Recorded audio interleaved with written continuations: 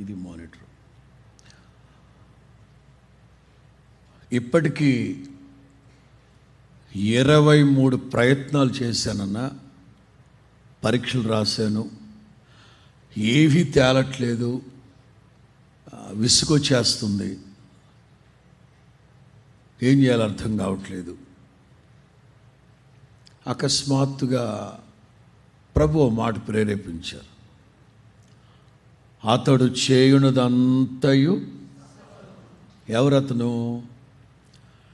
యెహోవా ధర్మశాస్త్రమందు ఆనందించుచు దివారాత్రులు దాన్ని ధ్యానించువాడు, అతడు చేయునదంతయు.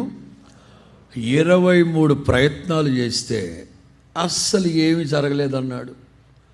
సరే, ఈ కొత్త మెథడ్ తమ్ముడికి చెప్దామని, తమ్ముడు ప్రభువుతో తీర్మానం చేసుకో, వడంబడికతో ఒక ముందుకెళ్ళు. అదేంటంటే, ఇక మీదట ప్రభువా నేను ఎక్కువగా వాక్యం చదువుకుంటాను, వాక్యాన్ని ధ్యానిస్తూ ఉంటాను, ఎక్కువగా వాక్యముతో అనుబంధం కలిగి ఉంటాను. వాక్యముతో అంటే మీతో అనుబంధం కలిగి ఉంటాను అని ఒక తీర్మానం తీసుకో. దీన్ని అంటారు మొక్కుబడి. ప్రసంగిలో ఉంటుంది కదా, నీవు మొక్కుకుని దానిని మొక్కుబడి.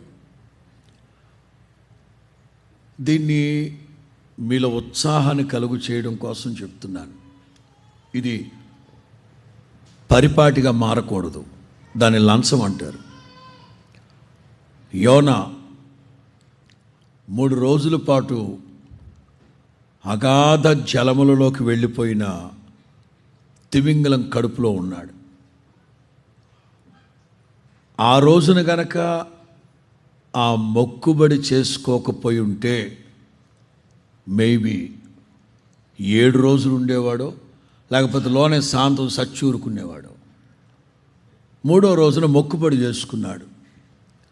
మీరు గనక ఈ మత్స్యము కడుపులో నుంచి గనక నన్ను తప్పిస్తే, మరలా బ్రతికి బట్టగడితే నీ మందిరానికి వచ్చి సాక్ష్యం చెప్పుకుంటాను అని చాలా